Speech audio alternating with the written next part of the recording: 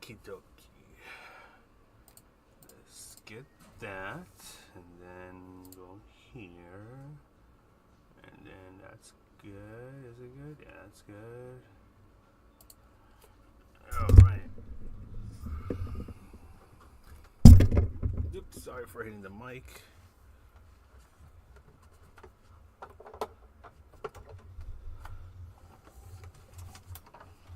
Okay.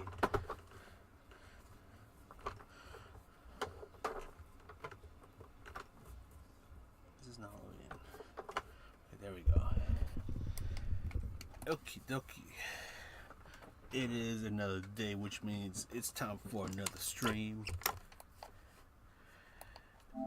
And I think this stream, honestly, is going to be a bit of a shorter one because I am heckin' tired. I knew that it was going to be a long day at work, but I didn't expect it to be this long.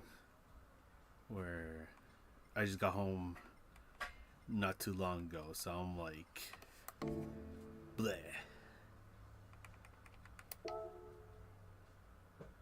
And unfortunately, tomorrow might be more the same. So, yeah, it's gonna be a bit of a tough day tomorrow. As tough as it was today. And for today's stream, I mean, I kind of mentioned this when I was doing this laptop challenge last night. I'm gonna see if I can try to improve my laptop by a little bit. It has also come to my attention that there's a very big cheese strat where you go through the cones and that'll get you a much faster start to the new lap.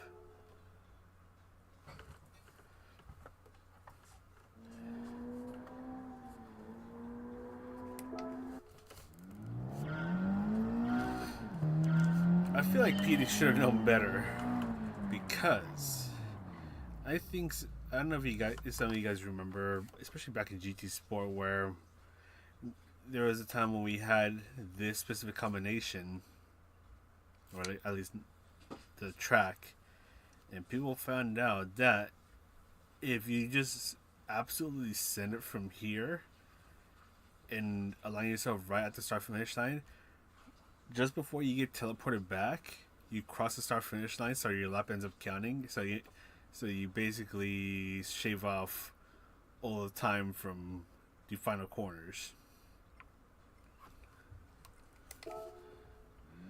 I don't know if y'all remember that, but I remember that very well, to the point where PD had to put a barrier up. And now there's this cheese strat where you go through those cones. Actually, I'll just show it right now. Chances are you've probably already seen this, but I'm going to demonstrate it anyways.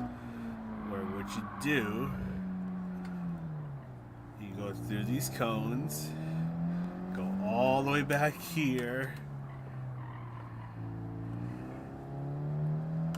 and congratulations, you now have a much faster start to your new lap. And I'm too bad. Actually, I might have a ghost, my own ghost. Let me see if I have my ghost. Let's see, where is ghost settings, load ghost. In fact, I do have a ghost. Let me just turn this on. So I'll show you what I mean. So the ghost that I have right now is the one where I got the 26.8. And the main thing I just want to show is how much of an advantage you get by cheesing to start.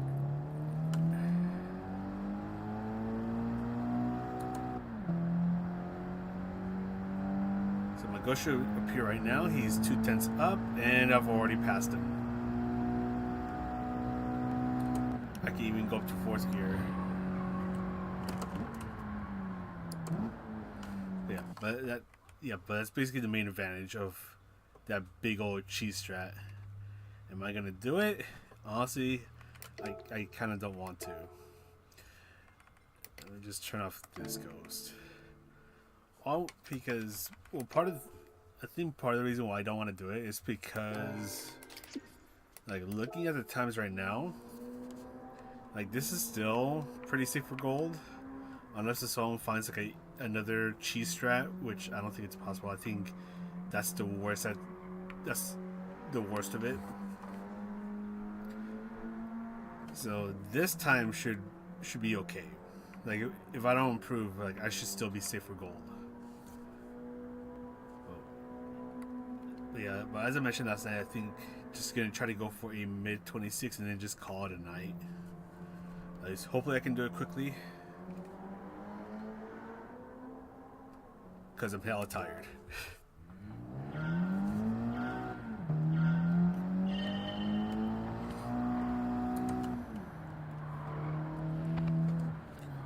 But hopefully y'all are doing all right. At least hopefully better than me, who's like probably gonna want to go to sleep soon.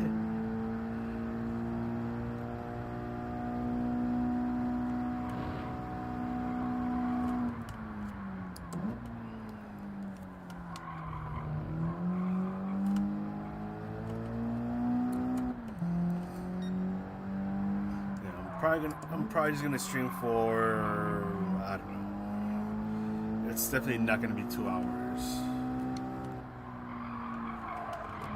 I want to chill out and deal with a couple things, especially with Carby coming up.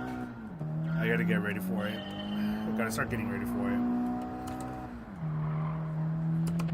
because there is.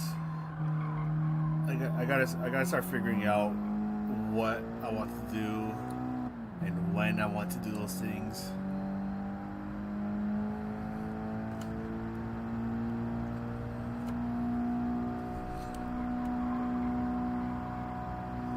And then deal with whatever I got to deal with over here before car week, or actually even before this weekend,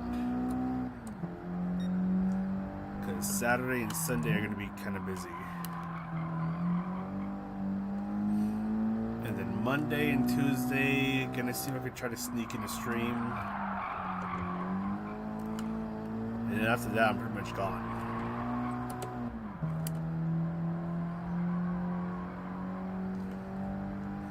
Oh wait, I just realized I have a stream tomorrow. Damn it. I mean, what I'm hoping is that... Oh yeah, I'm really hoping that tomorrow is like a lot more chill. It's probably not going to be chill, but I'm just hoping. I'm using all that copium.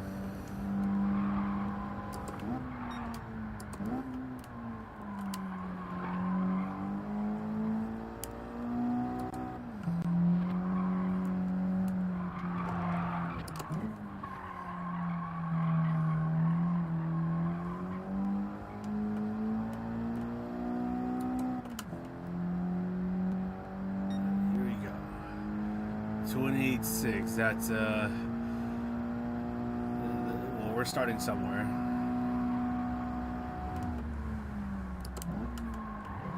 Just got to give myself like a few laps, and then I should be back up to pace.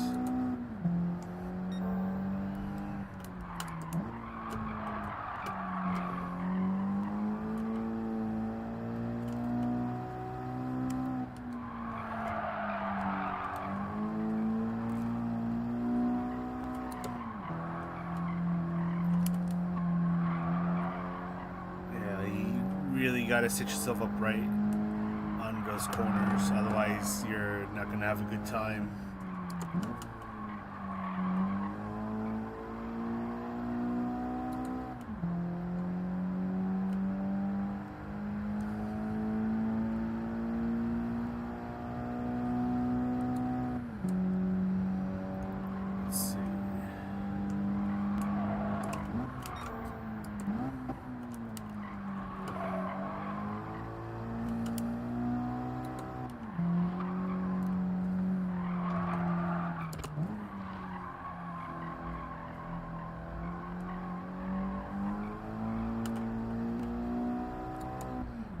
already shaved off 1.3 seconds down to 20.3, so we're already half a second off from my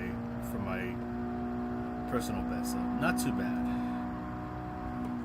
I thought it was going to take longer, but luckily it doesn't seem to be like that.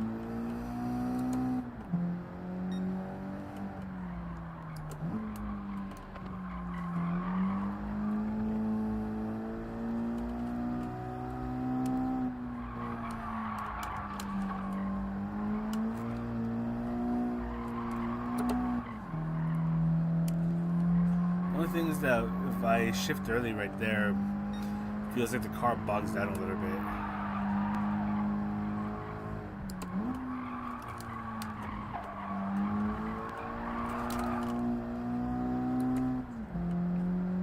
So it might be better off just revving it out.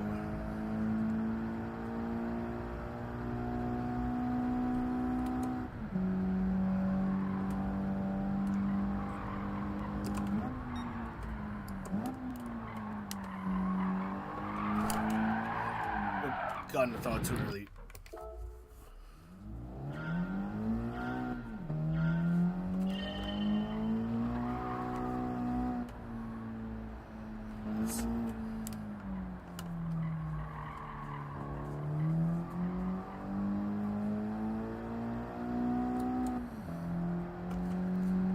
I don't want to cheese it. Mainly because I don't feel like it.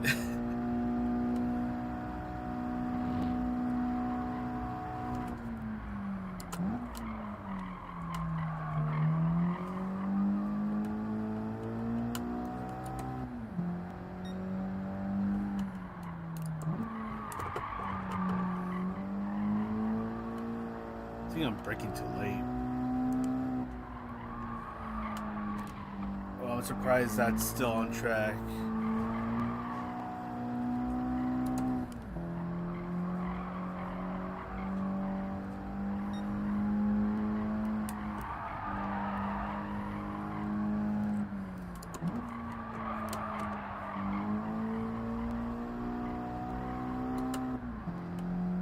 That wasn't too bad.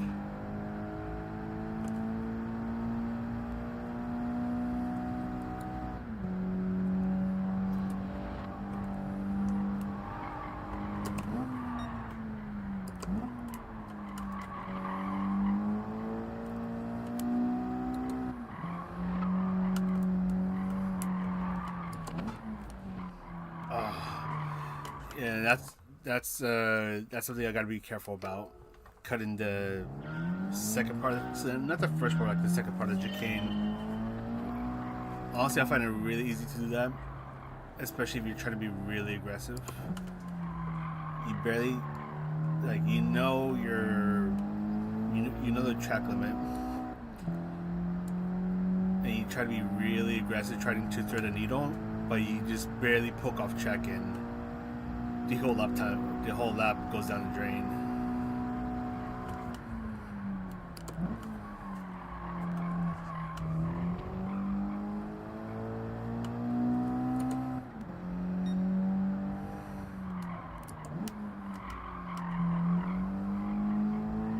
Smoothly.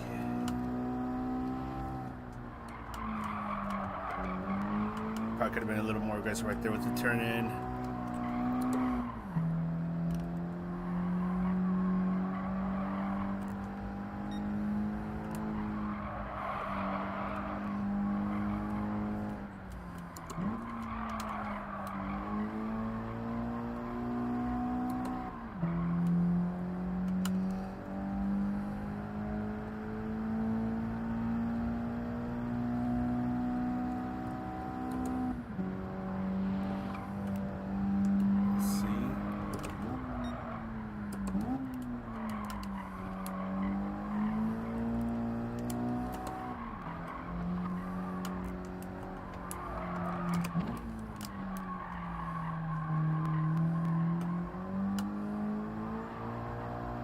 No, that was too early on the throttle. Honestly, I thought I was gonna make it, but that was too aggressive.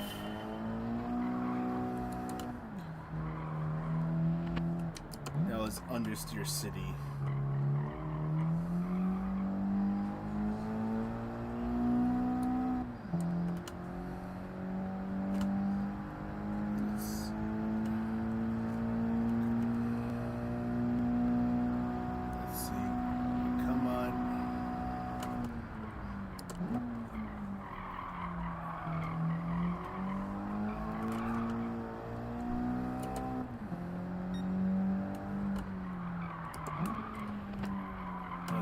A little too aggressive right there. I think I lost a bit of time.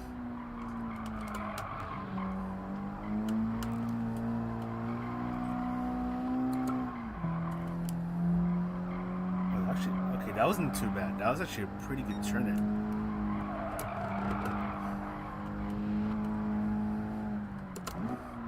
And then this was the worst turn in ever.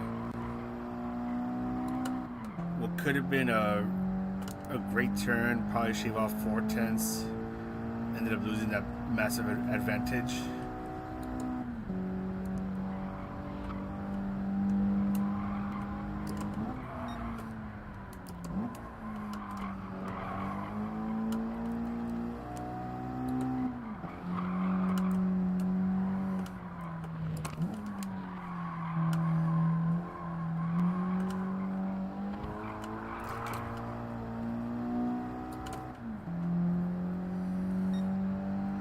So already 3/10 off my personal best, so doing good.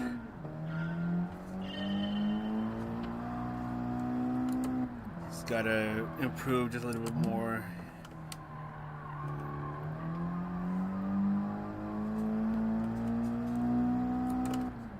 And then we'll be on pace with the personal best ghost.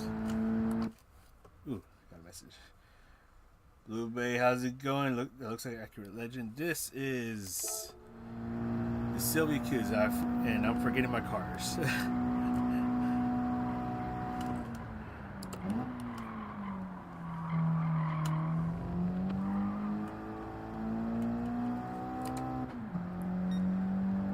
Yeah, I should be like, yeah, that looks like it, but it's like, for some silly reason, it's just not coming to mind right now.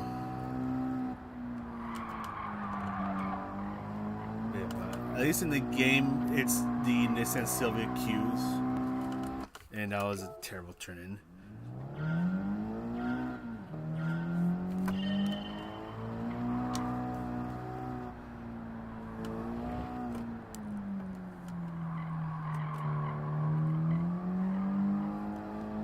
But for those who are wondering what the heck is going on, first of all, welcome. Welcome to this short stream. What I'm doing here, I'm trying to catch up to, or I'm trying to get back to pace. And then after that, I'm going to see if I can try to improve my lap time to a 126.5 or 0.6. Just a mid 26.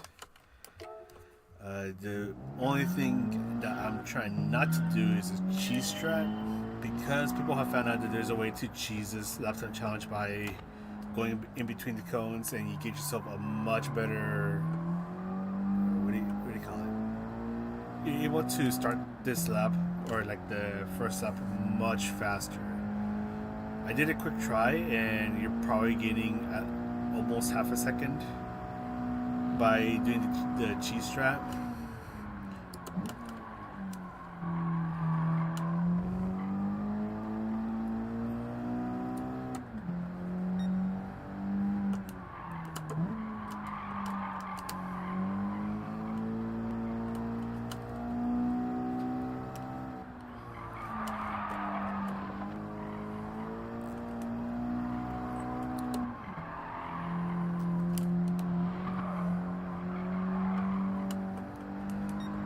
Be wondering why I'm not doing it.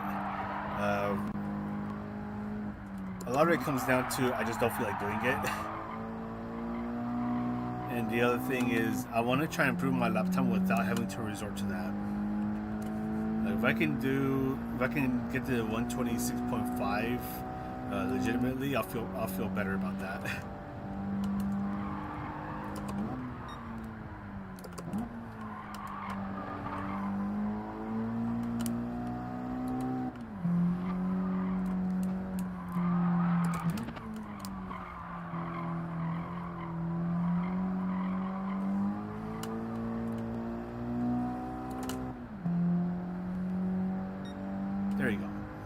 actually already improved. I mean, by less than a tenth, but that's already a great improvement. So the good thing is that now the ghost, that's my 126.8.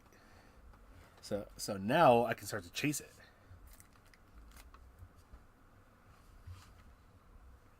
So probably got gold on the trial mountain. Hell yeah. I think what's the fastest times? I think it's like still in the high 159s. Honestly, I don't imagine it improving that much anymore.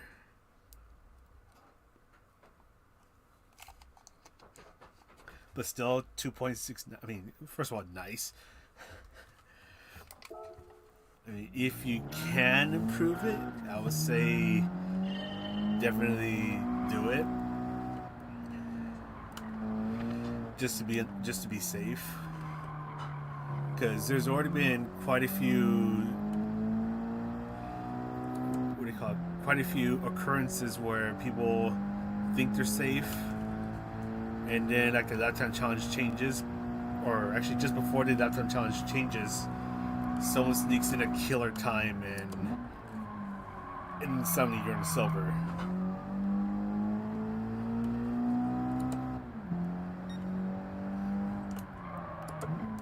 I mean, I still remember the one. What was it?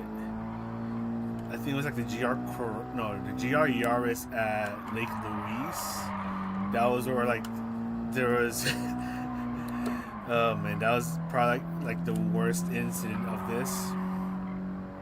Where I think it was like 4 hours before the lifetime challenge ended, someone improved the world record time by almost half a second, and a lot of people were caught sleeping.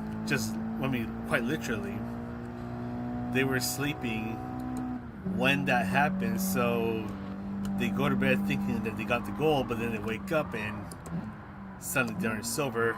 They wonder what happened, and then that's when they find out that someone pulled a sneaky in the last few hours.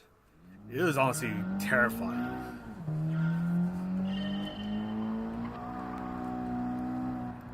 Because that was probably one of the most difficult lifetime challenge combos that we've ever had. And for me personally, like, I'm terrible at snow tracks, and that combination almost killed my gold streak.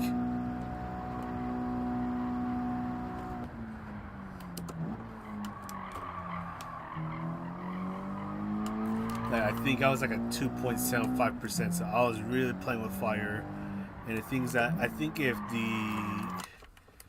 someone suddenly found like three more tenths, that would have bumped me out into silver. Luckily that didn't happen, but still it was scary.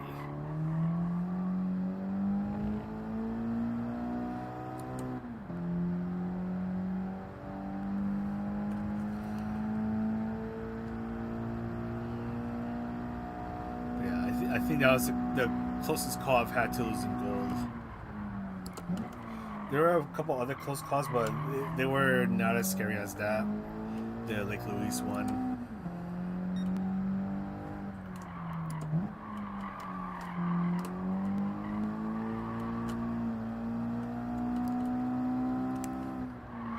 Now my question is, how am I going to shave off 3 tenths? Because this is where it's going to get really tricky. Awesome, how's it going? 203.0.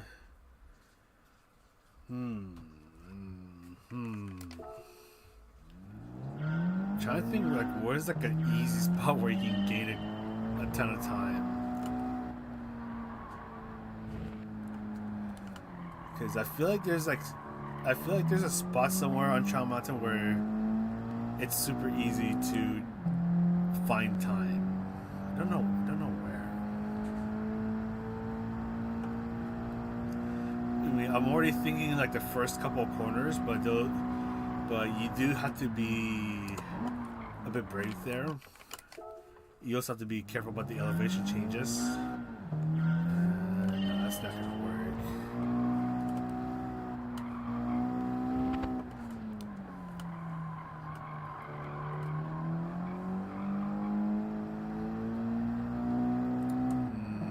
Where else?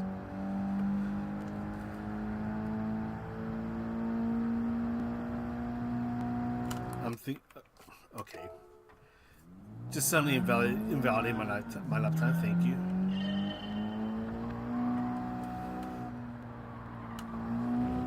What I do know is that if you're able to focus on getting a good exit for the main back streets, it can gain quite a bit of time. Like, kind of get the car pointing where you want to go, and then just slam on the throttle.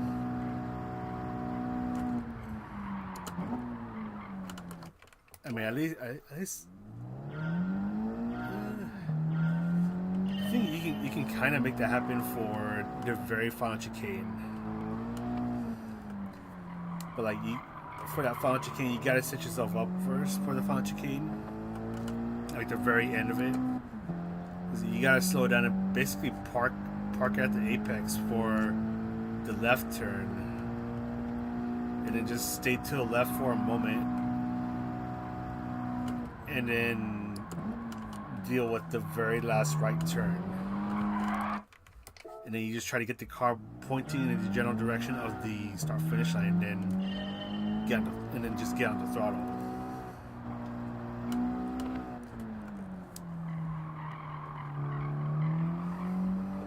The one for the back street's a little harder to explain because now you're trying to carry the momentum, and that one you can't really. I mean, not as much as like the final chicane where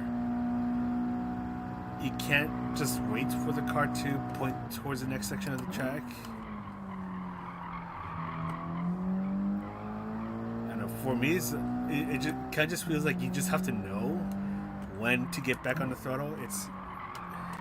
There's probably like a marker somewhere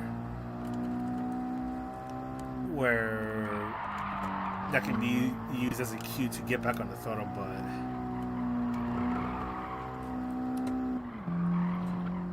it's a tricky one. It's really easy to get on the throttle too early, and then you end up hitting the wall or the tunnel.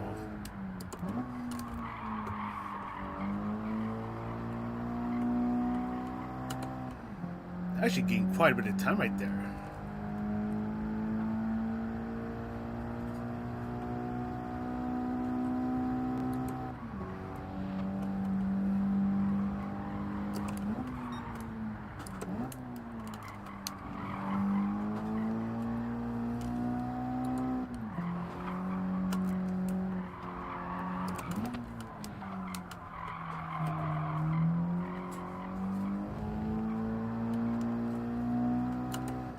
That's actually not too bad.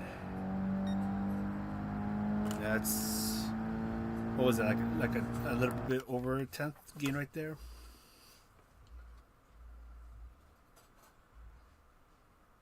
The turn coming, oh, that one's also pretty tricky. What was?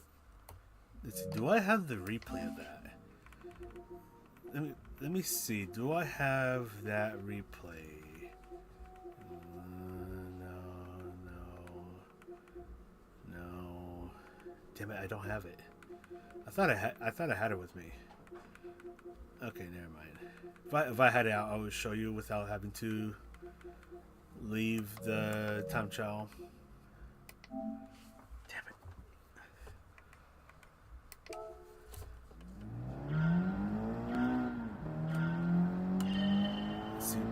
I'm trying to remember like what I did, because I think I brake right before the tunnel starts,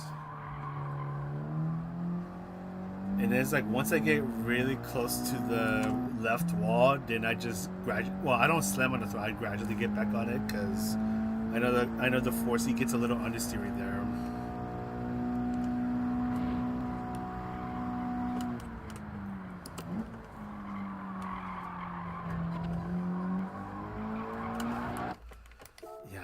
I can't quite remember.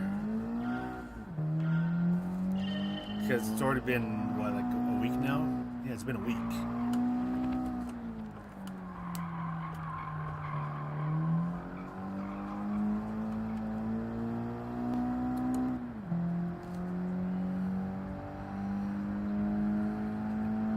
Yeah, and then I don't think I use the like where that tunnel ends. I don't think I used the entire width of the track, but I think I used a good chunk of it. Because I want to try to get that exit speed, but I don't want to go wide to the point where like I'm having to go under curbs that are on the right side of the track. I generally try to avoid those.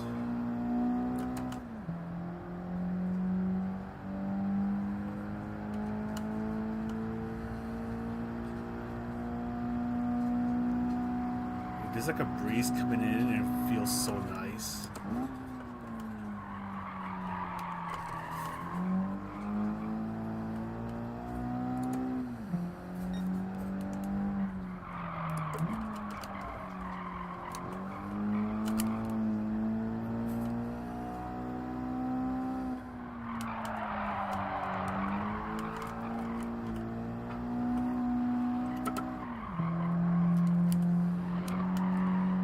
The car just wants to understeer.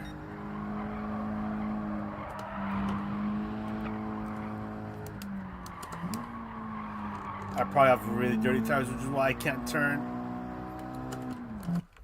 And just lost time right there.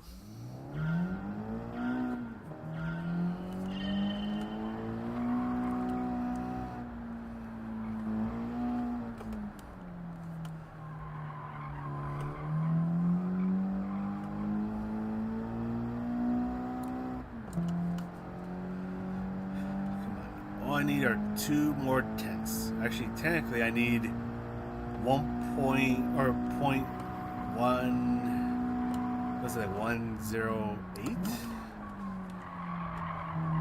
I just need to get into the 0.5s, and I'll be very happy with that.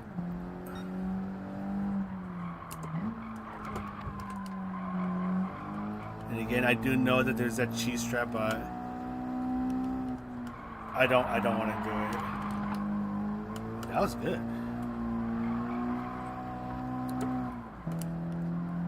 Alright, we just gotta be nice and careful.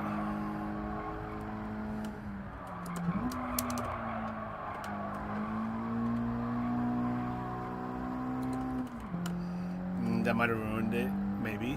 Question mark. I think there's still a chance to improve a little bit, but not much. I'm gonna stay on 3rd gear.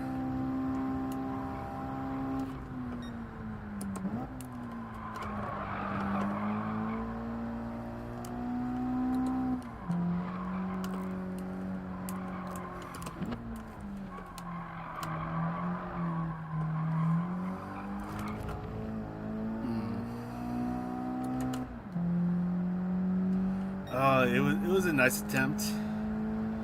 I think I just gotta once. What was it? It was like turns 3 and 4. Because that was where so like this hairpin right here, and then the next turn, that's where I caught up with the ghost. So that's that. I just gotta hold the momentum and then bring it home.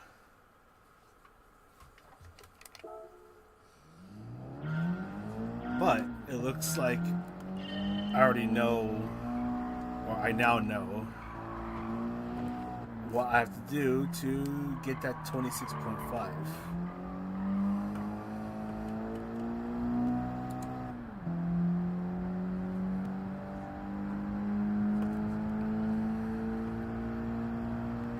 And that is without doing the cheese strap.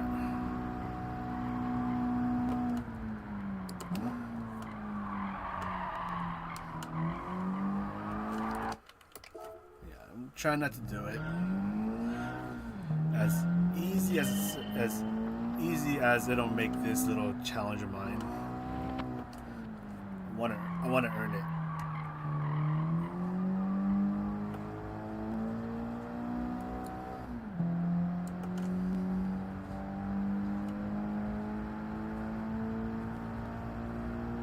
I'll read your message in a moment. I did see that a bit of it. Okay, I overshot the turn anyways.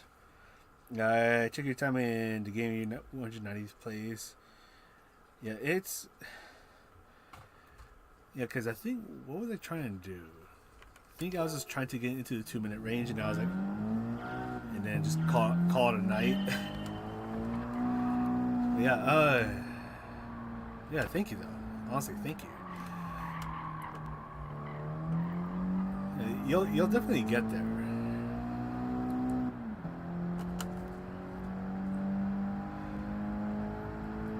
I think the biggest thing is just practicing a lot.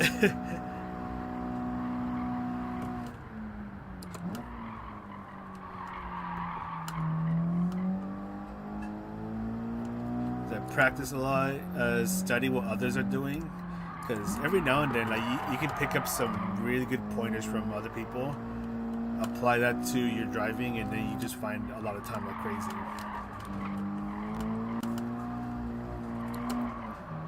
Like when I first started getting a bit more serious, I mean, this was back in GT Sport. Ooh, the breeze feels so nice right now. It was pretty warm today, but anyways, back in GT Sport, when I was trying to get better at the game,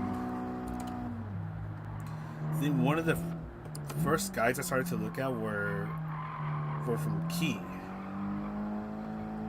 and then I started to, like the first YouTube guides I started to look at were from Key. I also started to look at replays from some of the fastest people at the time. Like, if you know Turismo Lester, I would always look at his replays, and then I would just try to copy what he's doing.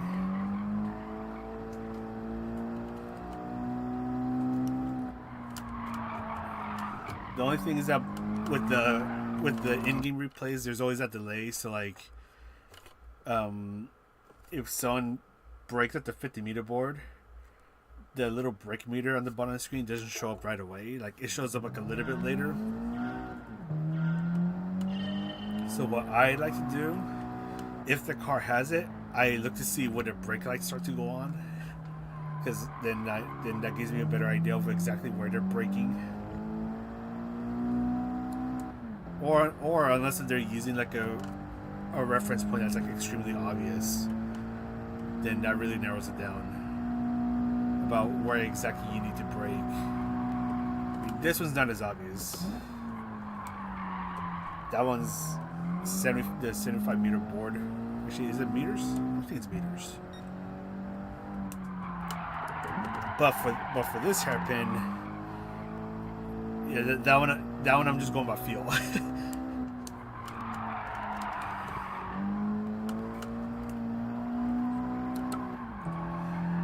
The other thing is getting to know the car itself.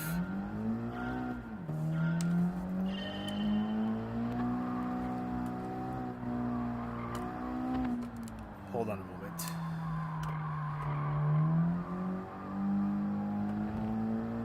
You give it a whirl and you can start to learn things about the car, see what it likes, see what it doesn't like, and then just try to do things that the car likes, and then you gain time. Like, what was it? What was the car I was just messing around with? Oh, the 250 GTO, because I was doing something with that car in the time trial mode, like just goofing around. Like, that car, you have to drive it very delicately. Like, you have to respect the car, because if you don't respect it, if you try to thrash it around, the car's gonna bite you. Like, it's gonna try to bite your head off.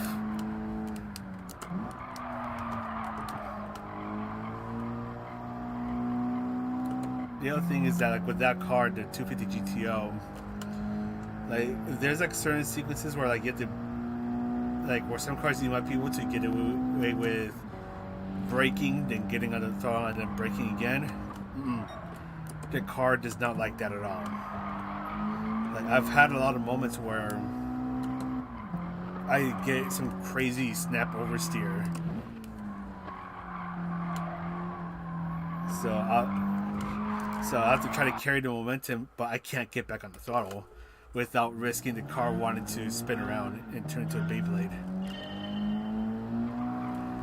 It also doesn't help that the 250 GTO in this game does not have it has an open differential.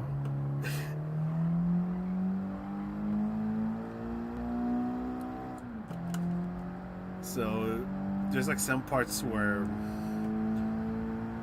you can't get back on the throttle right away, or you just get wheel spin for days.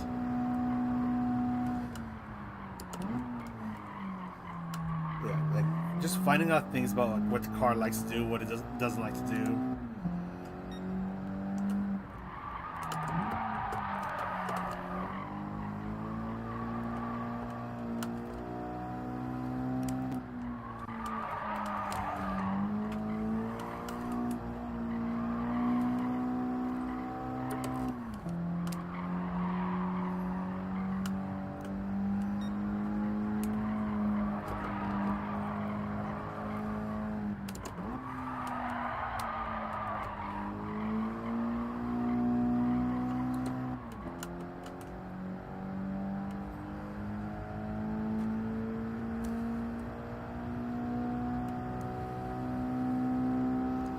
Gonna stay in third gear for now.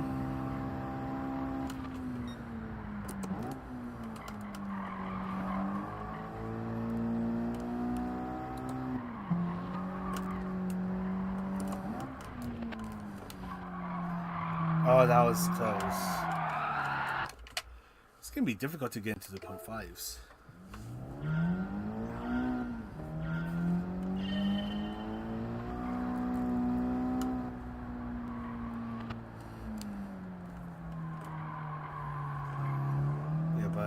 I think the biggest thing for me, like, was looking at the replays of others and then just try to copy what they're doing.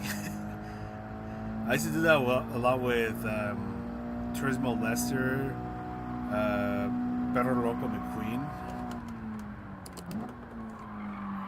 and this is especially during the time of like the Manufacturers Cup, because I happen to be like in the same manufacturer as them, so I'll just look what they're doing and then just try to copy it.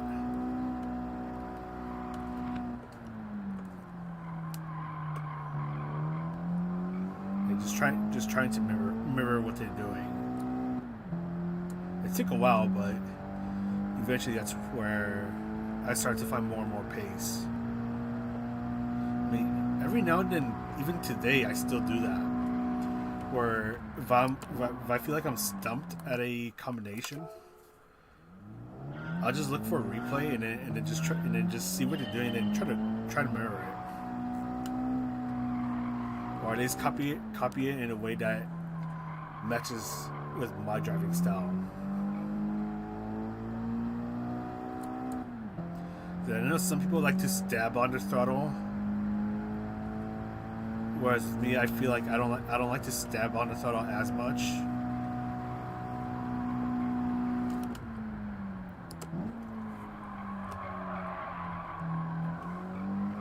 Like I always, because I don't know if you saw right now. Like I get a little bit on the throttle, and then I use the rest of the throttle. It's like da da. If that makes sense. Now, whether that's a good driving habit or not, I'm going to leave that up to you, because I don't know the answer to that. I think it helps just me more, because that feels more comfortable to me. Whereas I feel like if I just step on the throttle, I'm probably going to turn into a Beyblade.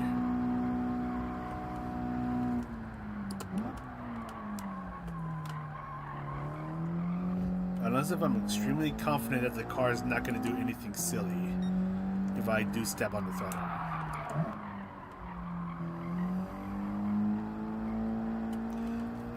Yeah, it'll depend a bit on the situation.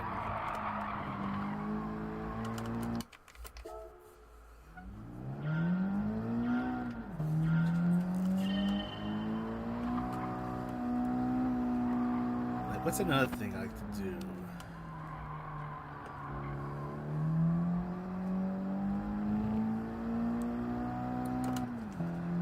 What is another thing that I like to do?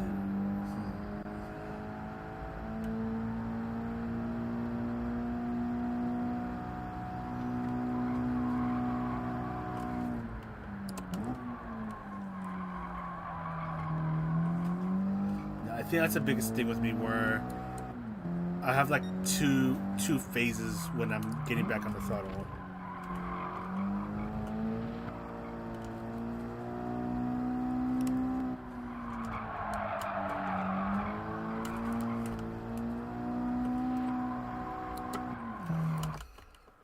And then one driving habit I like to do a lot is hit this cute little button right here called the retry button.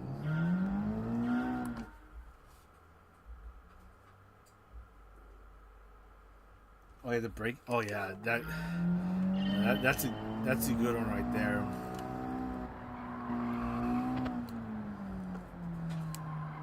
Yeah. To be honest, well, part of the thing is that I'm trying to get back into at least time trialing on here a bit more often, because I've kind of been on and off with GT7,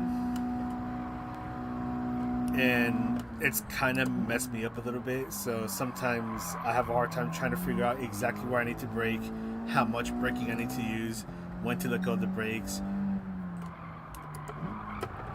So nowadays, at least for now, it takes a bit longer than usual to get an idea of like what I need to do, where I need to do it, when I need to do it. I know back then I used to be a lot better about it.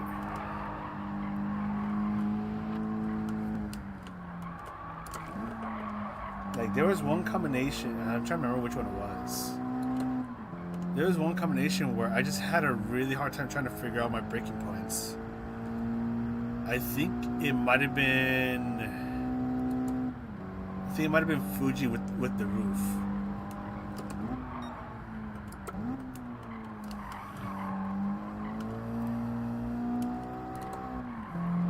No, I just had to hit that cone.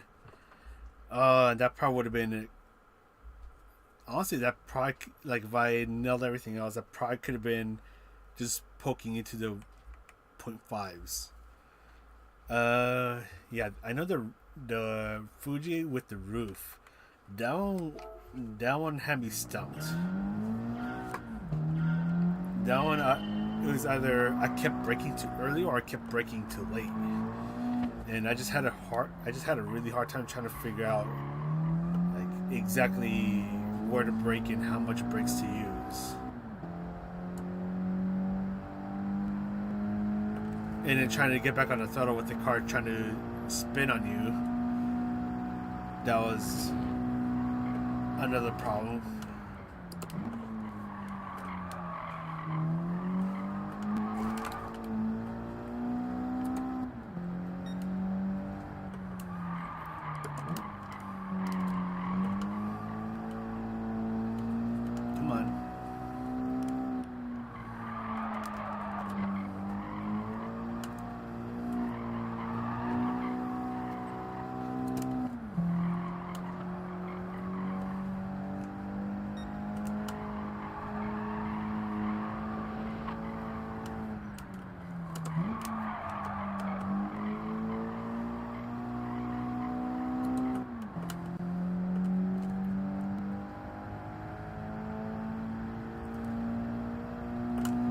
I do see a message, so I want to look at that before I hit the Yep, I am back at it again. I'm just trying to get the 126.5, which might be possible soon.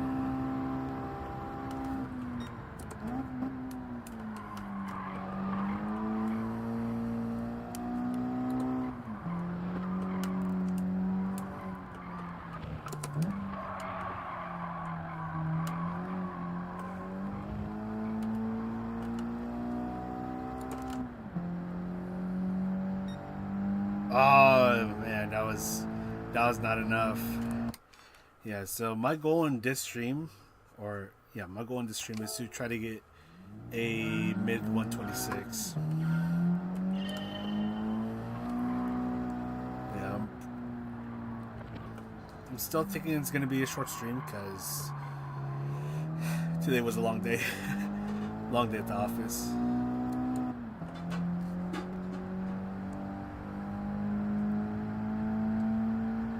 But we are doing good, which is awesome.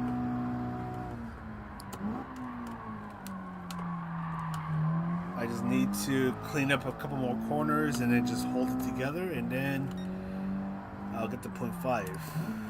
And again, I'm doing this without doing the cheese strap because I just don't want to do it.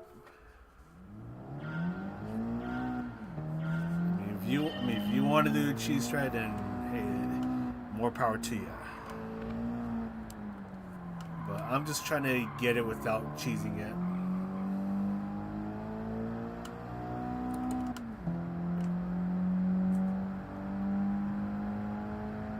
Ayo. Actually, how is it T598? Because I've never owned a Thrustmaster.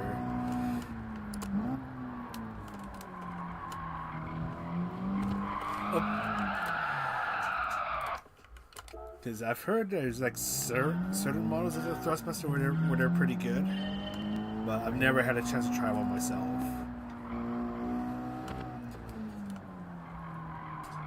The only wheels I've ever had were the Logitech G29, and then what's like the version that was above it, like the G923 if I remember correctly, the one with True Force. And then I'm on this one now, the Fanatec CSLE, which I'm very happy to say it's still running strong these many years later. So I'm hoping that it can run until the end of the, basically the end of the universe.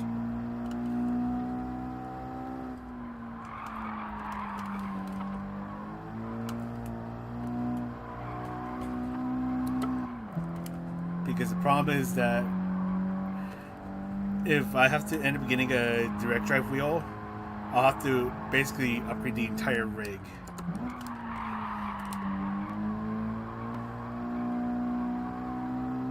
Because this rig, the Placey Challenge, this thing is, I think it's turning 6 years old soon. 5 or 6 years old. I've had it for quite a while.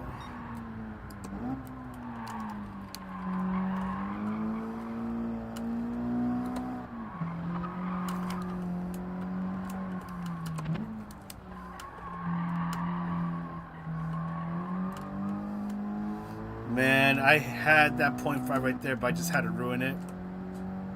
But anyways, I've heard that the direct drives, or like this rig doesn't handle direct drives that well. Like the whole thing starts to shake a lot. And because this rig is slowly disintegrating from so many years of usage, I'm scared that if I were to get a DD wheel or direct drive wheel, it'll break the entire thing. I think it was like a couple weeks ago where I showed like that this rig is already in that process of disintegrating before my eyes.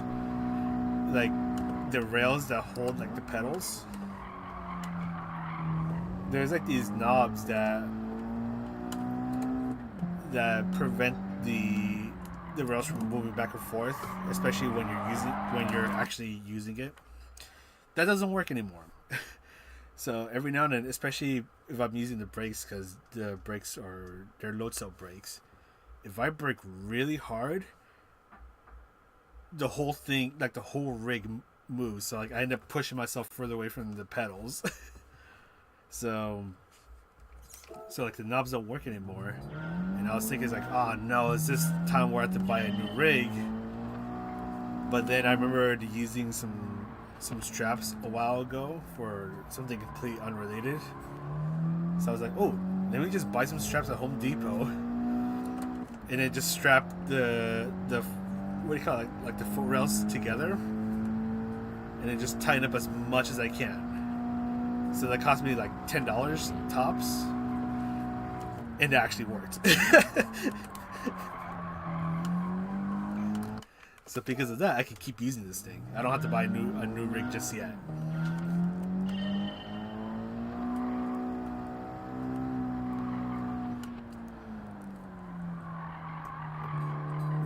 It was a stupid idea, but if it worked, was it a stupid idea to begin with?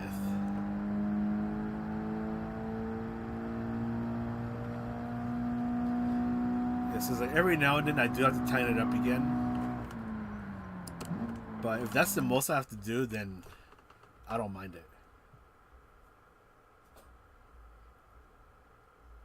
You gotta be an extra 1/10. Sure, I don't know. Oh, that's the thing. Is like getting a DD. That's gonna be a whole different beast.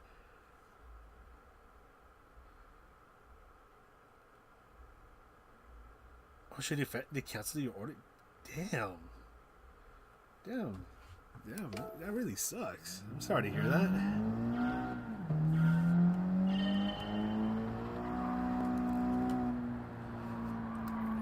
I'm wondering why they did that on you.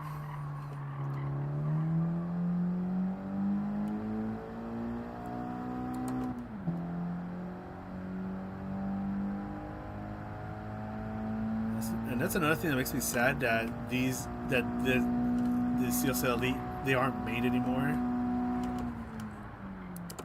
I think it's only the direct drives that they do now, or that they make.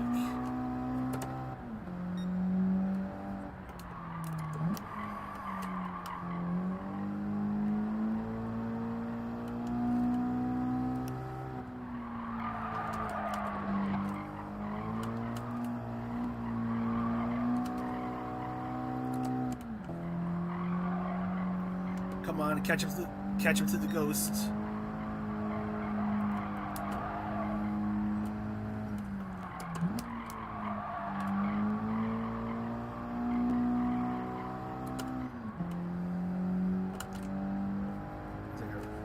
I'm like almost there, but not really.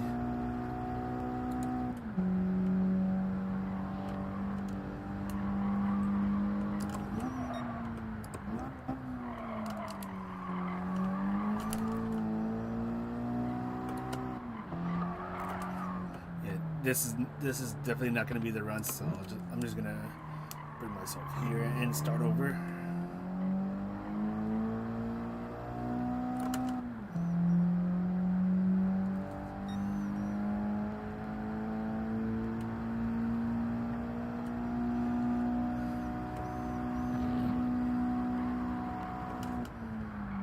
Nope, and of course I ruin it.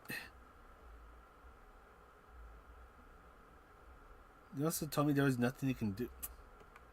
Oh, get out of here with that. There's something they could definitely do for you.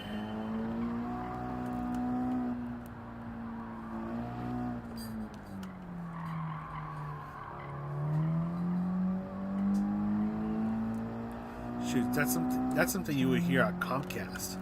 Oh yeah, we messed it up for you, but there's nothing we can do, so you got to deal with it. I wouldn't expect it from Fan Attack. Come on, guys. You can do better than that.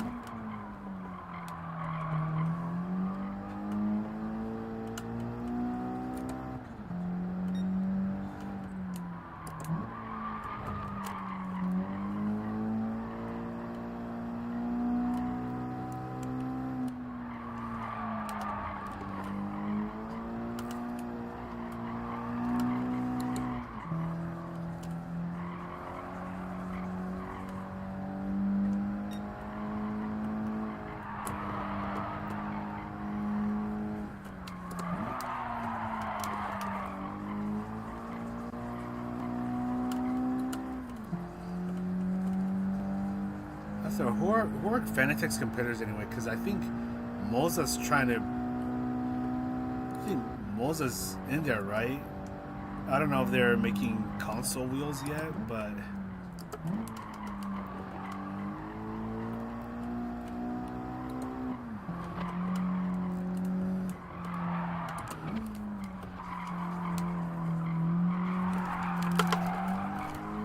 oh, that was sloppy. Because what we have? We have Logitech. We have Thrustmaster. There's Fanatec. There. Who else does? Who else makes like wheels that work with console?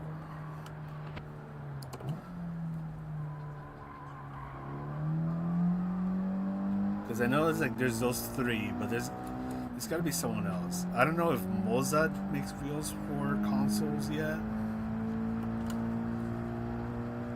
There's another one just off the tip of my tongue, but I mean they don't. I mean they make cheap wheels.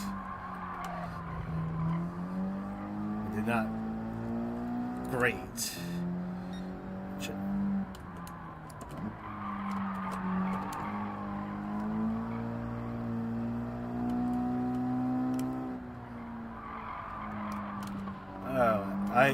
I can't believe I forgot the name of that brand. And I was like it's like something Apex. I think that's what their model, the wheel model is called. But the main thing that I remember about this specific wheel is that it has no force feedback. I don't remember it. AO? Glenn, you got to ask them to bring it over to your place. I know. Oh shoot. I mean, I know it's not a wheel, but like there's like a rig I tried at a car show a while back. Like it was a motion rig, but like it felt so awesome to use. And this is also my first time trying out iRacing. But like the whole experience was awesome. So I was like, you know what? I can see myself getting this rig one day. I looked at the price. I was like, never mind. I don't think I can ever get this rig because that rig that I tried cost $25,000. And I was like, yeah, no. That ain't happening anymore. Which sucks because I really loved the experience. It was really awesome. SimCube. Oh, okay. I have never heard of SimCube. You know what? I gotta look this up. I also really want to sneeze. There we go. The sneeze came through. Okay, let's see. Those pedals look very nice. I'm at their homepage. Wheelbase. Let's do SimCube 2 Pro. Okay, you look like a direct drive. Are you a direct drive?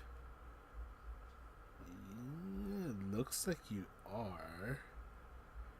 Yikes! Just for the direct drive thing itself, nearly $1,500. Let's see, GT bundles. What do I get with this? Is it just a wheel? Or is it like the whole shebang? It looks like it's just... Oh, SimCube Velo or Valo, GT23, and SimCube 2 wheelbase. 2,100. Jesus Christ. Yeah. I don't even know if those are available on consoles, but I definitely don't see myself getting one of those. And then you're probably going to be like, but dude, you have a Fanatec. How could you be saying those outrageous things? Well, I was extremely lucky that a beautiful soul gave me the Fanatec.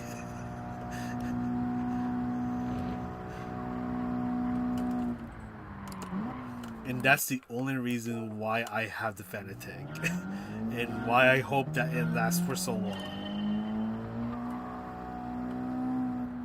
Because, quite honestly, I don't know if I can see myself getting another Fanatec. First of all, DDs.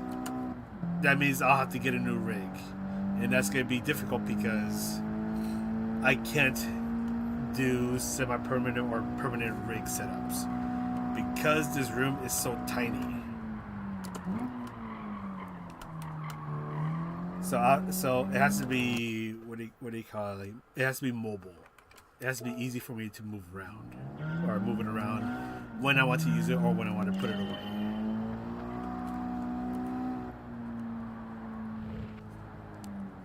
Yeah, so reality, getting a DD is only going to cause me more problems.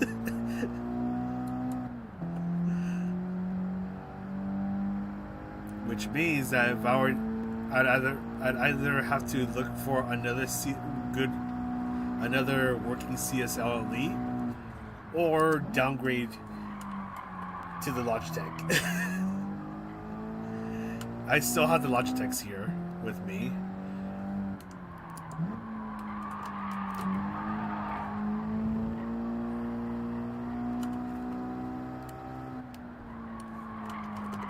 Like, I mean, don't get me wrong. Like, when the Logitechs worked, they served me pretty well.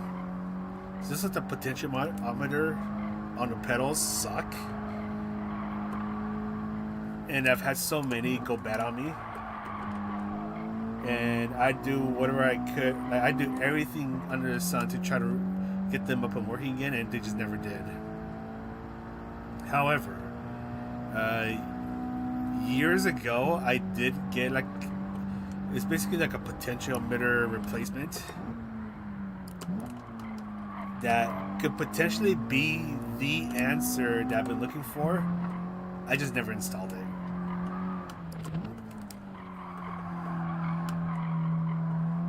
And the reason why I never installed it is because I got the Fanatec.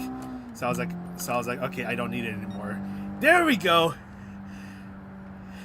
Who knew yapping and complaining about wheel setups will make me improve my time? I got the time I wanted. But yeah, like, there's the G923 wheelbase, the G29 wheel, the other G29 wheelbase is somewhere in the back. The pedals are here, and you know what? Give me a moment. Let me see if I can get the replacement thing out. Give me a moment, because I know it's somewhere in my room. I remember seeing it the other day. So is it here?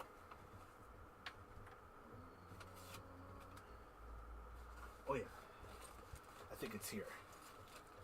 Yeah. Let me get this out. Also, I do apologize for ignoring you guys, chat, but like I'm on yapping mode right now.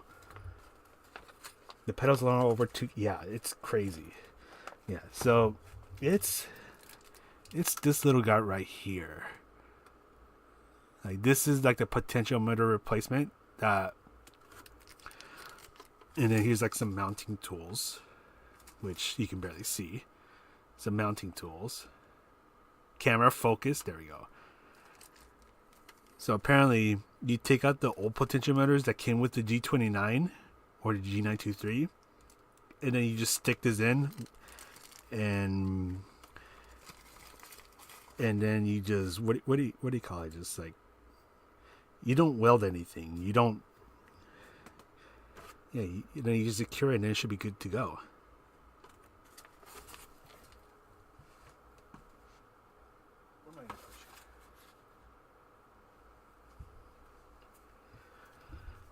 Yeah, in reality, I should have 3 of those, but I only bought one, and it was just for the throttle, because the brake pedal worked fine, or the potentiometer on the brake pedal worked fine, and then the clutch was the broken one as well. Because at first I swapped it, then this one worked for a while, and then it broke. The brake pedal one still works. And so I was like, okay, let me just get one, so I could switch it out with the one on the throttle for the G29. But then this sucker came in, so I was like, you know what? That's not gonna happen anymore. Ooh, right at 1.5%, so I should be good now. All right, thank you, Glenn. Thanks for stopping by. Yeah, so the rig, the cockpit, yeah, so Yeah, so like this thing, this thing.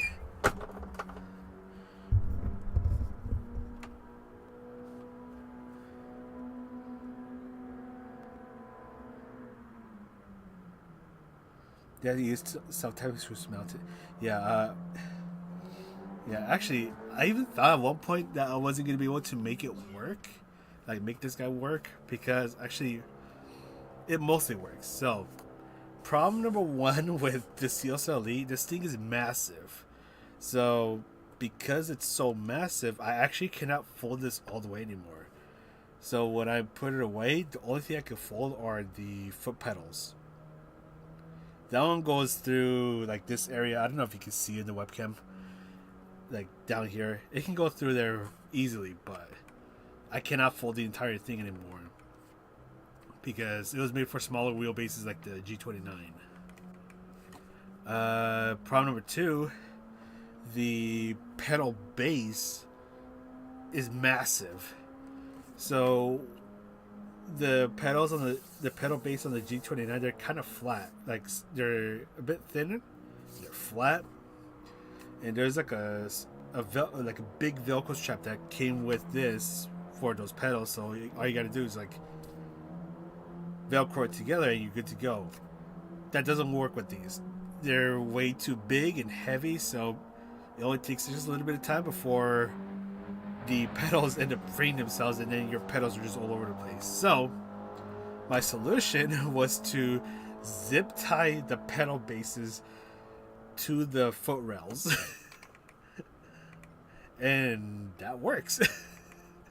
And I was pretty surprised that worked well. And there were some pretty convenient holes on the bottom of the pedal base, so I was like, okay, that makes it a lot easier for me to just zip tie it down. So all I had to do was zip tie it once, and I've never had to remove them ever since.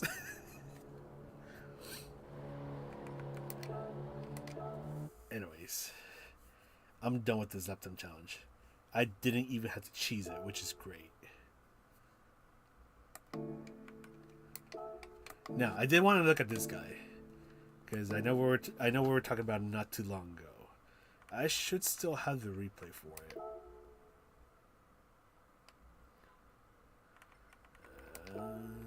Are you still there? Are you still there? Are you still there?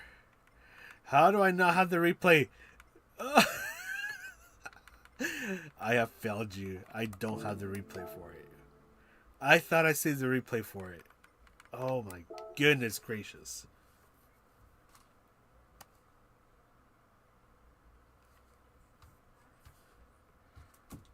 Okay, well, unfortunately, that's not gonna happen anymore. But okay, I'm gonna be honest. This was a short stream because honestly, I thought this was gonna take like 2 hours, but it only took me a little over an hour because 10 p.m. over here. Well, which is good because then that gives me time to chill out and then get ready, mentally prepare myself for tomorrow, because tomorrow is gonna be full shenanigans at work. It's gonna be another heavy day. Man, I just want it to be next week already so I can go to Car Week. That's all I'm looking forward to. I mean, there's also a couple of other things this weekend that I want to go to, but Car Week is like the thing I want to do. I still gotta wait an hour for this to refresh. That is silly.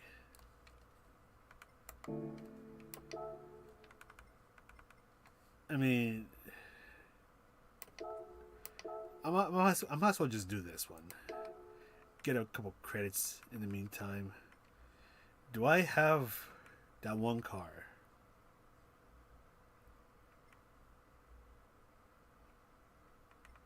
Okay, I have this guy. Yeah, I'll just do one quick money grind race. Second, because I think this is going to be race number 2 or 3. I also need credits anyway, so.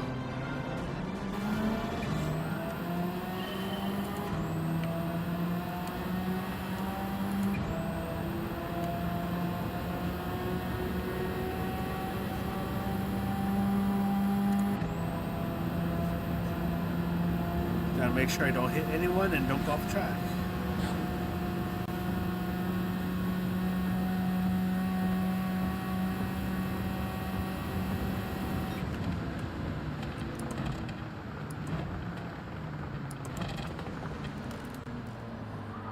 Oh, I forgot that I intentionally made this car oversteery.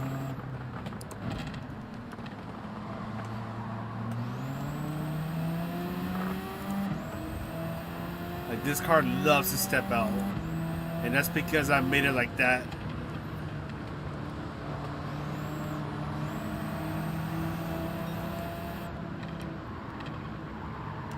So I have to be really careful about what I do.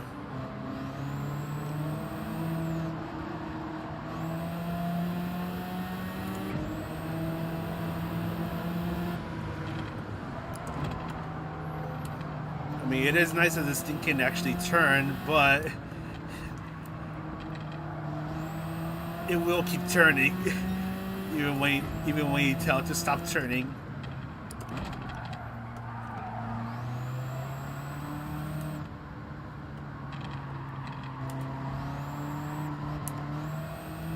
It still has moments where it understeers, but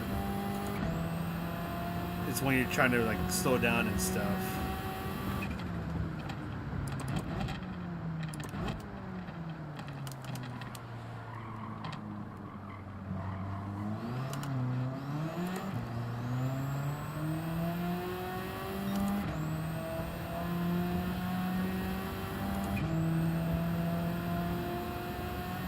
Should we go past the goes soon?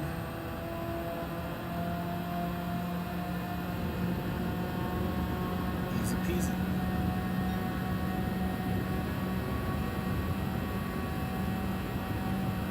Now I just gotta start to feel safe a bit.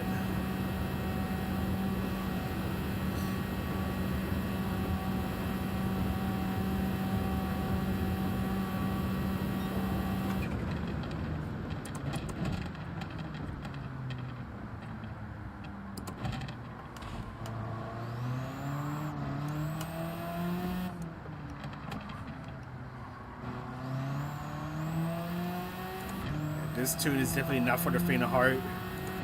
And I know I'm gonna need to adjust this tune.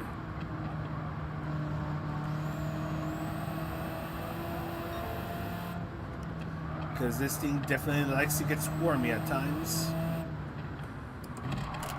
Like right now.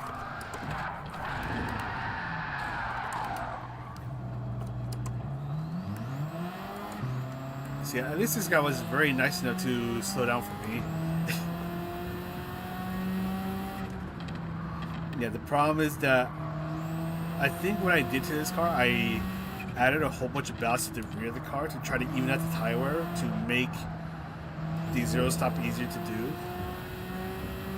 Because normally the front tires of this car, wear out like crazy, forcing you to do a pit stop. So I added a bunch of weight to the rear of the car, which actually did help with the tire wear. So it did what I wanted to do. However, this car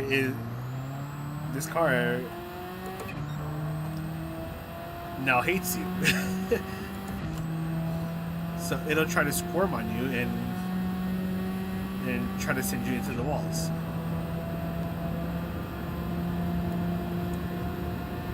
So that is something I'll probably have to do, or I'd probably have to adjust if I want to make a decent tune for this car for the Money Grind race. That is a thing though. I think it was this specific car. I was trying to do something for the Tsukuba 30-minute race or 30-lap race, and what I did have to do was shift the weight to the rear of the car.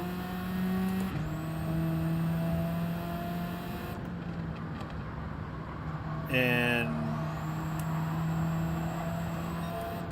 it did get pretty scary at times, because sometimes the car just wanted to do its own thing.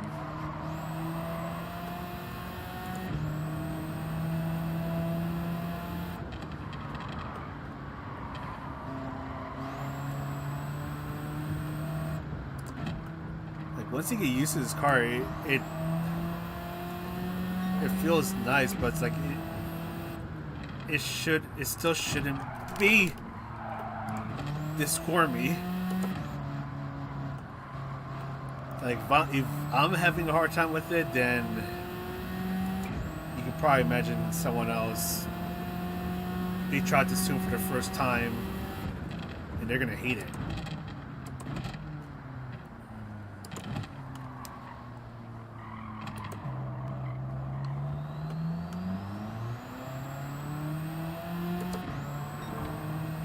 So I probably will have to just move the ballast forward and deal with the tire wear.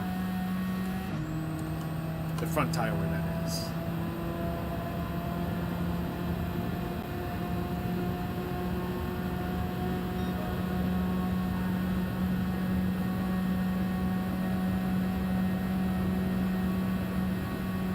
And the tire wear just gets worse as the track dries up more.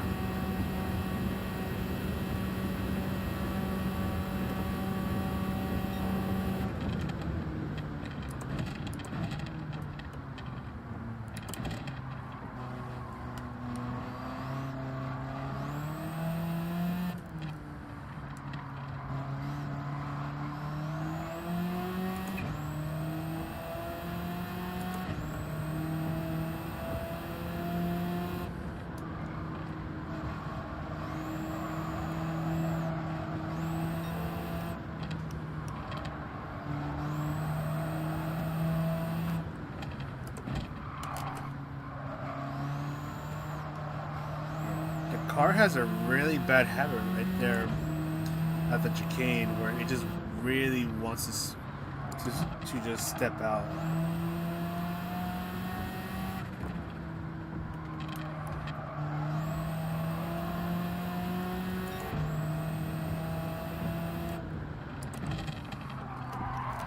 And here.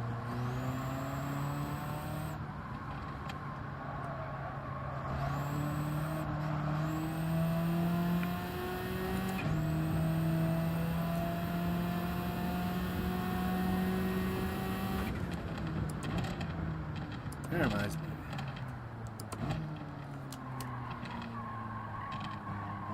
Actually, never mind. I forgot.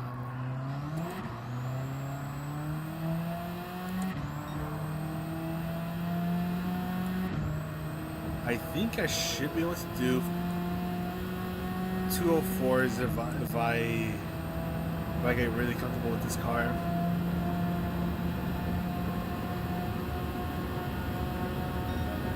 Definitely 204s are possible.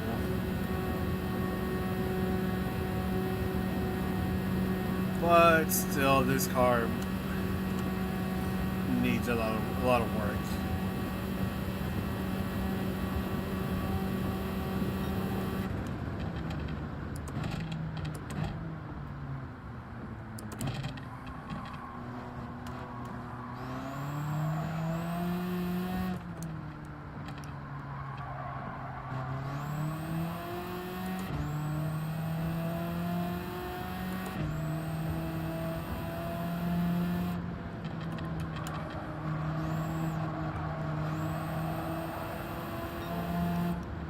I'm also trying to be careful with my steering inputs.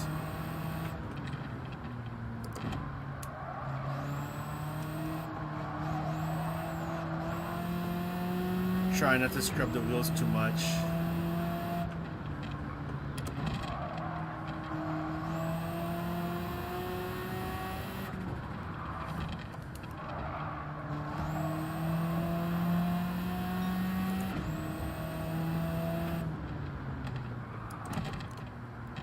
Easy peasy lemon squeezy, there we go. Except for right there where the car just wants to understeer.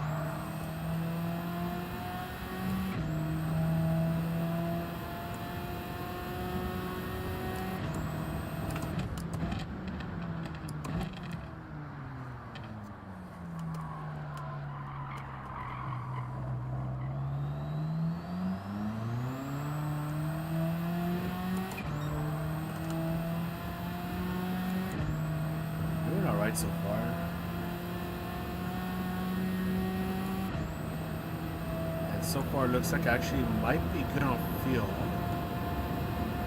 Yeah. I think I actually have a bit extra fuel.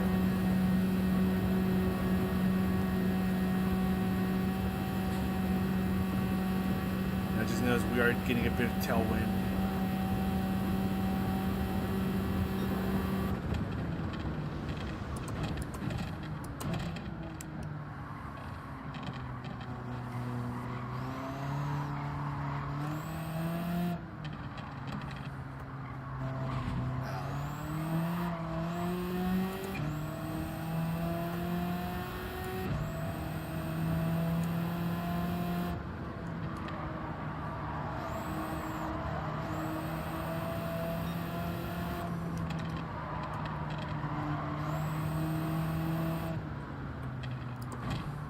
This is where I need to start being a bit more mindful about my inputs as the track dries up more.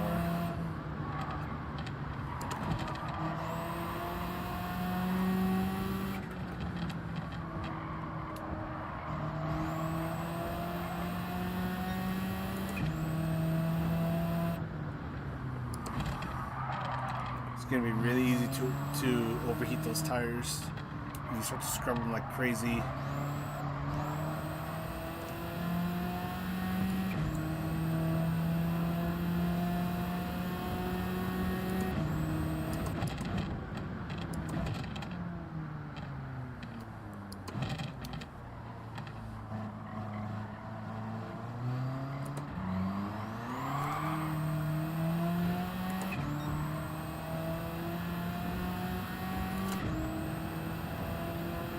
The good thing is that we're doing it on fuel.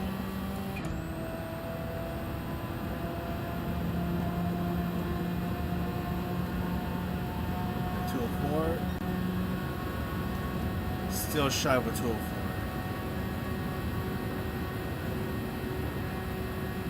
Better I just bring the fuel map down to 1.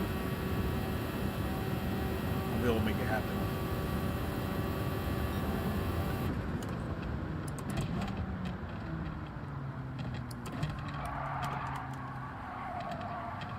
Oh, that's a terrible turn.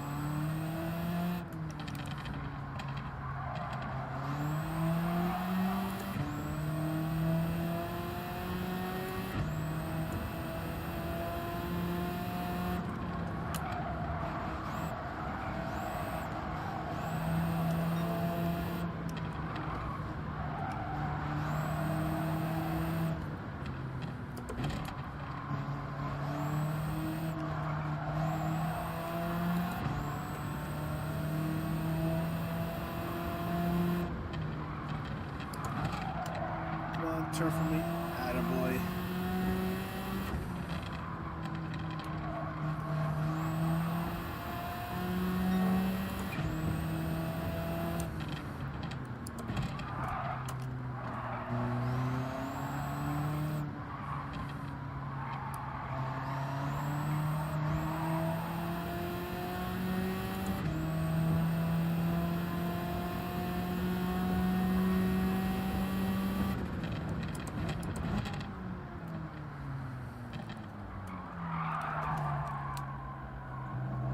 Don't turn in too much on me, buddy.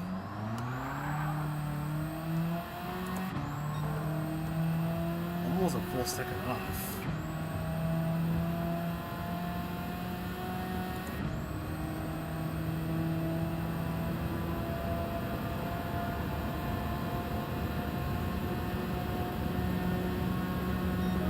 Oh, just shy of a 203. That tailwind also really helps.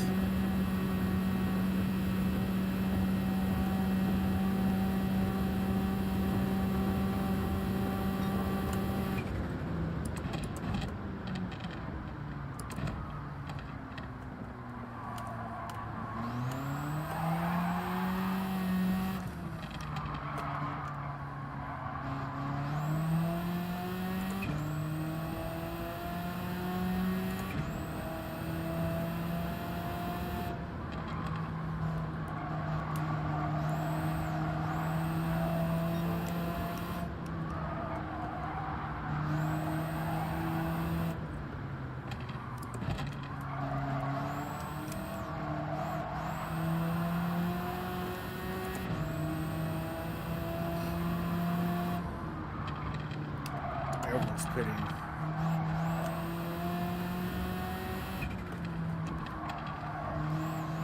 Ow. Ow.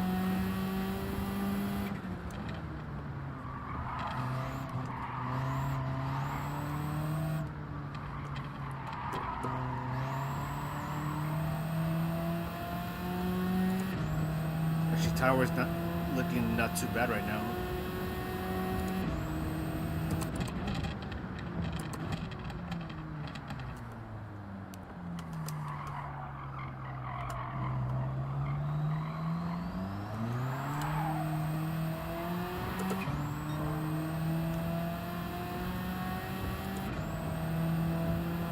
Well, the only thing is that we're probably going to start coming across the lap traffic soon.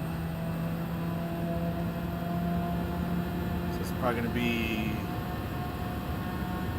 nearly impossible to get the 203.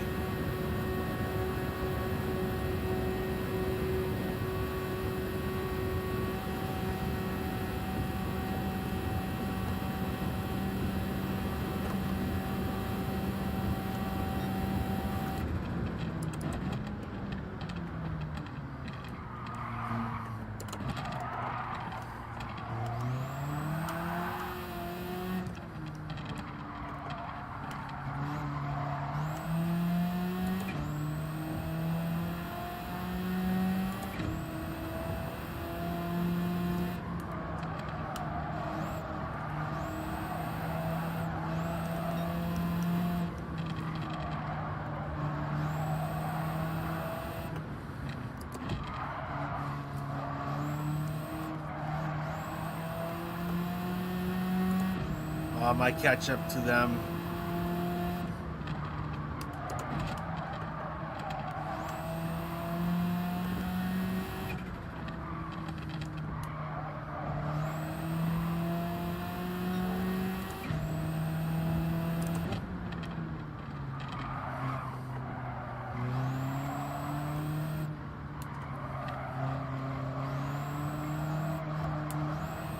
Ooh, that's a wall touch right there.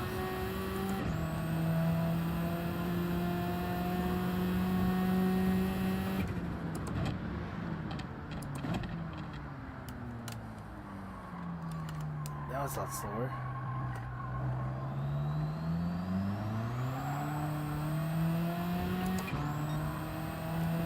Did I brake earlier than expected? Probably did. Well, unfortunately, that's going to mean no 203 for me.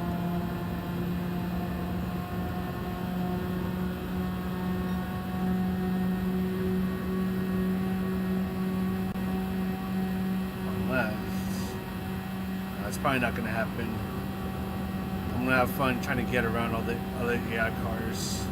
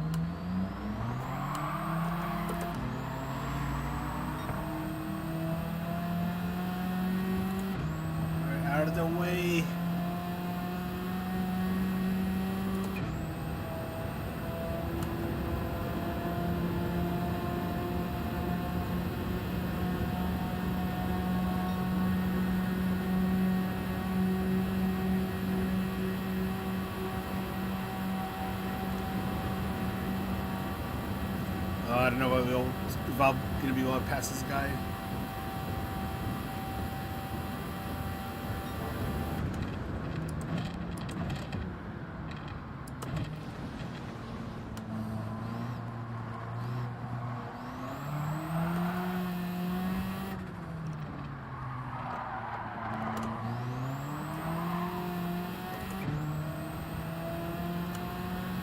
There we go.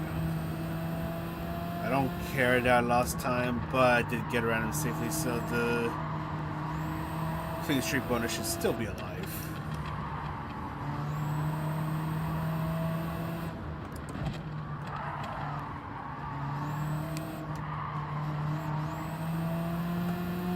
I'm starting to feel that tire wear though.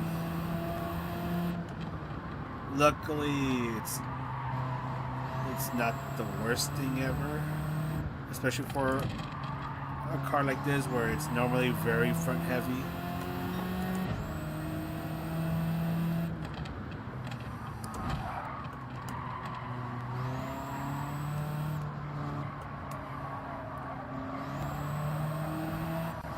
Ow.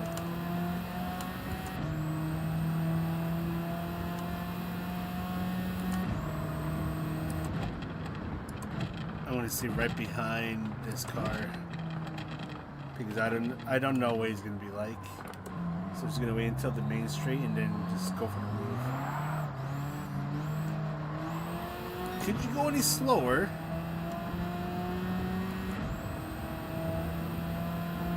That was like the slowest exit ever.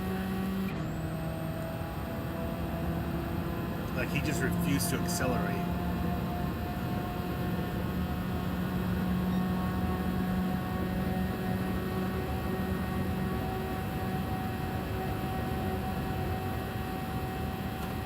If things go to your plan with this car, it is possible to go under 25 minutes?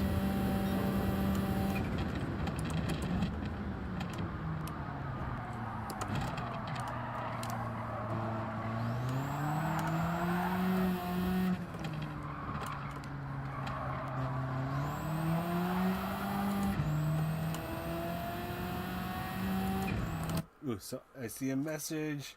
Morning, Christian, or good evening, actually. I'm just getting ready to wrap up the stream as I did the new lap time challenge and I got the time I wanted, so then I just moved on to this. But soon I'll be ending the stream. It's just that this is one of those weekly challenges. Out of the way! This is one of the weekly challenges before it expires in about an hour from now, so figured I might as well do this one. I think I need to do one more event so I can get the extra 150,000 credits, so I might do a quick one of those if I need to do it.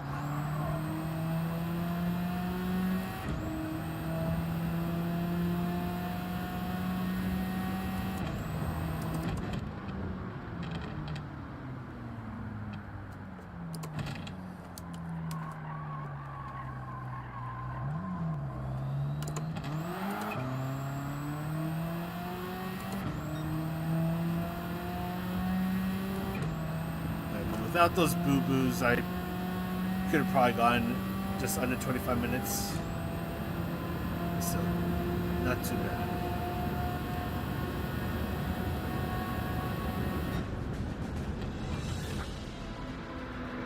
You know, I try to do these ones sparingly just because it gets unbearable pretty quickly for me.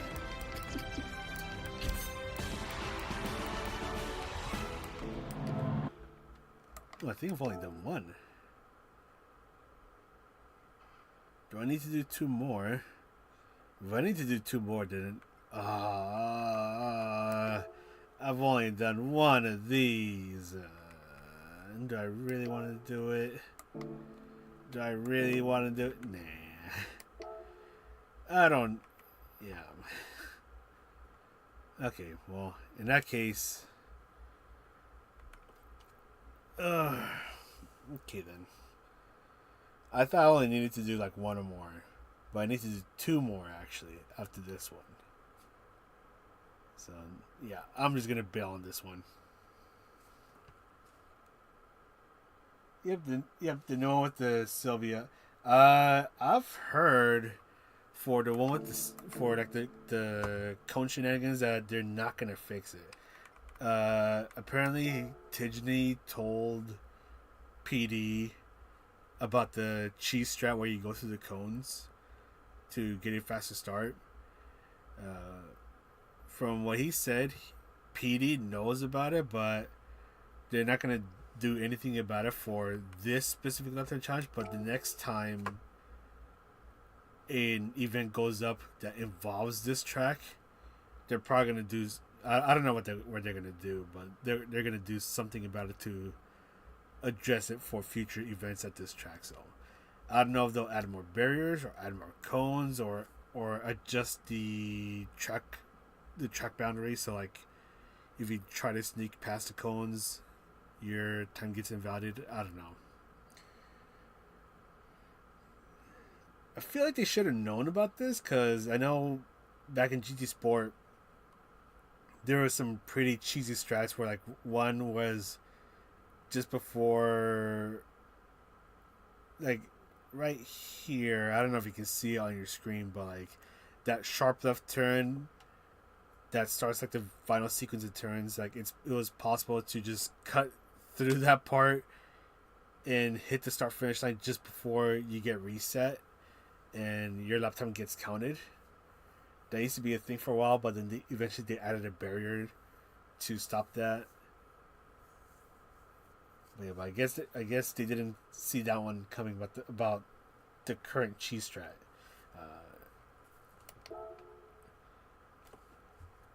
It is still possible to get a good time without resorting to cheesing it, because this time right here was without the cheese. This one was just going all the way to the cones to give yourself a faster start. But like you're still within the track limits. But yeah, it's pretty crazy how much time you gain, which means I could probably poke into the 125s if I really wanted to, but I don't want to. I mean, this time's already safe for gold, so why do I need to cheese it? I don't feel like cheesing it. But anyways, with that said, I think I'm gonna go ahead and wrap up the stream. Now I have to crawl my way out of this and not step over any cords. There we go. Cool. Alright guys, I know I have one more stream tomorrow, but it's not Gran Turismo 7. It is with Rush Rally 3, which is going to be an interesting game to try out. So yeah, it should start around 9 p.m. Tomorrow. So hoping it's a fun little game to try out. But yeah, that's about it. Thanks for stopping by, everyone. Take care, and I'll see you on the next stream. Bye bye. And greetings from Spain. Oh God, I forgot what I was gonna say.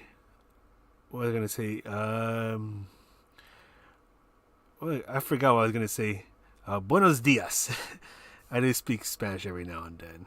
I just don't really speak Spanish on stream, unless if I really feel like it.